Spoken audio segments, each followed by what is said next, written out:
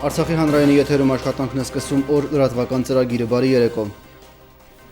Նոյեմբերի 10-ի լույս 11-ի գիշերը Ղարաբաղ-ադրբեջանական հակամարտ զորքերի շփման գծում հակառակորդի կողմից հրադադարի պահպանման ռեժիմը խախտվել է շուրջ 85 անգամ, որի ընթացքում տարբեր դրամաչափի իրազեկային զինատեսակներից հայ դիրքապահների ուղղությամբ արձակվել է ավելի քան 1100 կրակոց։ Շփման գծի հյուսիսային Վերինչայլուի ուղղությամբ ադրբեջանական զինուժը կիրառել է ձեռքի հակատանկային նռնականետ 4 արկ եւ 60 մմ-անոց ականանետ 1 արկ։ Ինչպես անցած գիշերվա ընթացքում, այնպես էլ այսօր առավոտվանից շփման գծի որոշ հատվածներում ադրբեջանական զինուժը շարունակում է իրականացնել սադրիչ գործողություններ։ Մասնավորապես ժամը 12:15-ից սկսած հակառակորդը 60 եւ 82 մմ-անոց ականանետերից արկակոծում է առաջնագծի հյուսիսարևելյան Թալիշի եւ Յարմջայի ուղղությամբ տեղակայված պաշտպանության բանակի մարտական դիրքերը։ Հատկապես ինտենսիվ արկակործության են ենթարկվում Յարմջա գյուղի ուղղությամբ տեղակայված մարտական հենակետերը։ Հակառակորդի նախահարձակ ակտիվությունը ճնշելու համար պաշտպանության բանակի առաջապահ զորամասերը ձեռնարկում են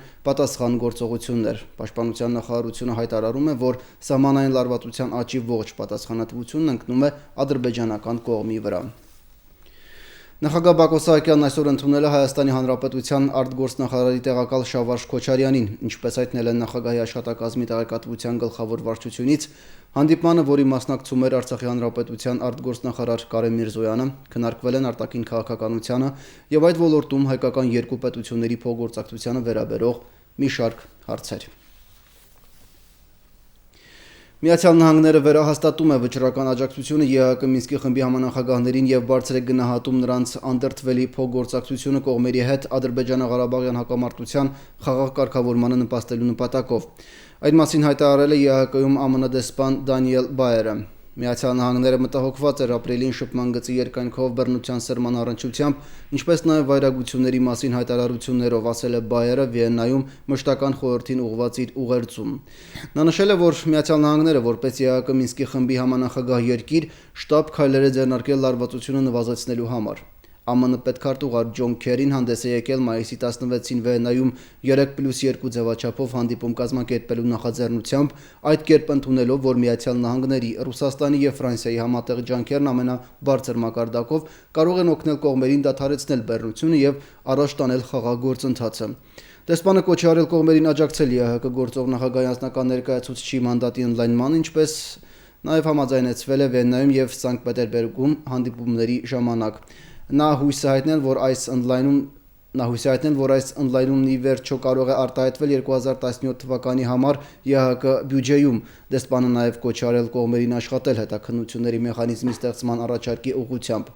Միացյալ Նահանգները աջակցում է վստահության ամրապնդման եւ հայերի ու ադրբեջանցիների միջև երկխոսության ընդլայնման քայլերին, ինչը կարող է օգնել կայունացնել անվտանգության հետ կապված իրավիճակը եւ ստեղծել բանակցությունների համար ավելի կառուցողական մթնոլորտ։ Միացյալ Նահանգները բարձր է գնահատում Գերմանիայի նախագահության եւ ԵԱՀԿ գործող նախագահի անձնական ներկայացուցիչ Անջեյ Կատուշիկի հետ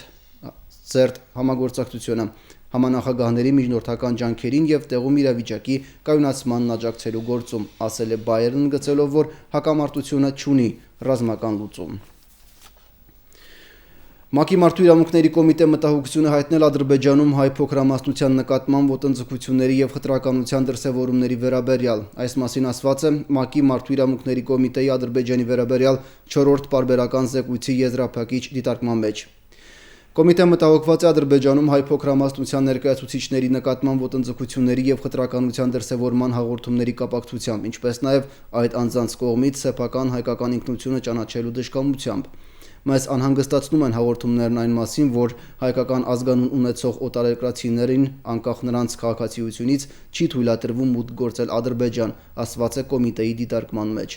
Կոմիտեն կոչ է արել Ադրբեջանի իշխանություններին ձեռնարկել բոլոր անհրաժեշտ միջոցները կանխելու եւ պայքարելու հայ փոքրամասնության նկատմամբ ոտնձգությունների դեմ։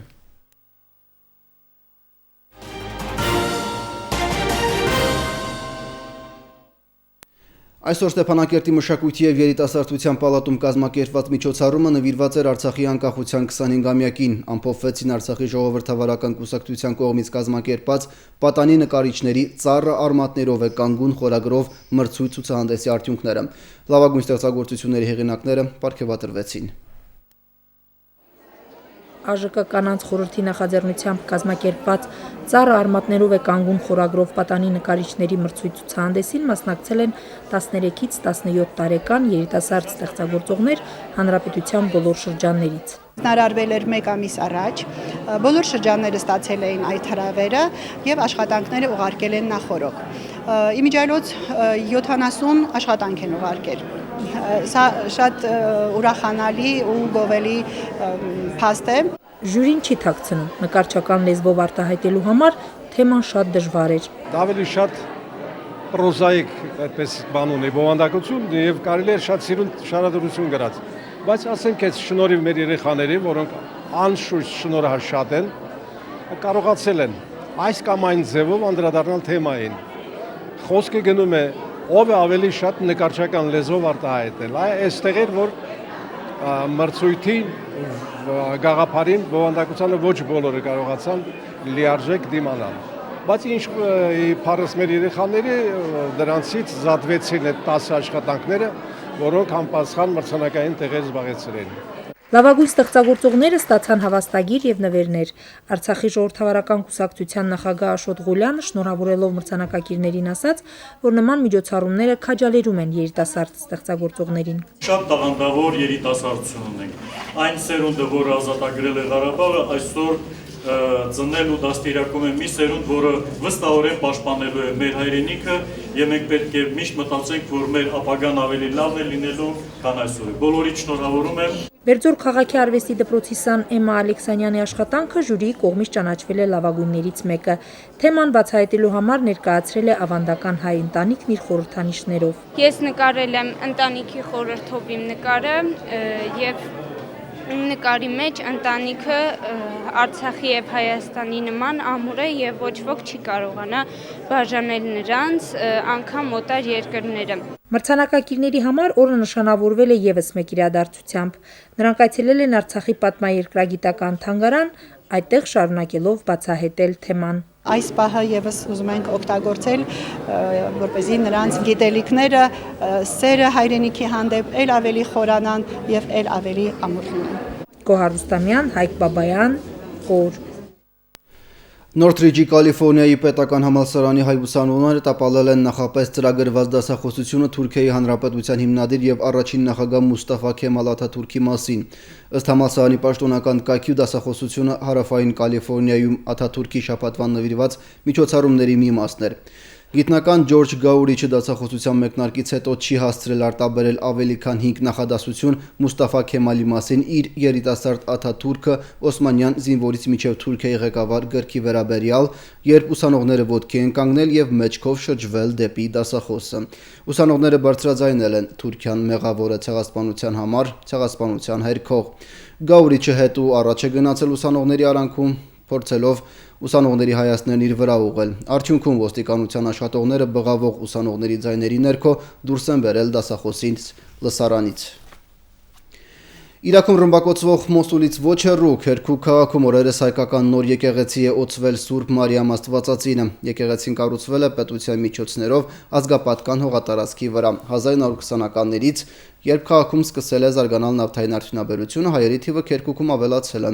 1950-60-ական թվականներին այստեղ ձևավորվել է հայկական փոքր համայնք ազգային դպրոցով, եկեղեցիով։ Վերջին տարիների դժվարությունները սակայն պատճառ են դարձել, որ գաղութը նոսրանա, իսկ այսօր այնտեղ ապրում է 30 հայ ընտանիք, հազիվ 120 մարդ։ Այսքանն ենք նախատեսել այս ժամվա համար, օր ծրագրի հիմնական թողարկումը ժամը 20-ին է, մինչ այդ ժամը։ Հանրապետության տարածքում կդիտվի պարզ առանց տեղումների եղանակ, վարկյանում 3-ից 8 մետր արագությամբ հարավ-արևմտյան քամի, օդի ջերմաստիճանը գիշերը 8-ից 13, ցերեկը 17-ից 22 աստիճան տաքություն։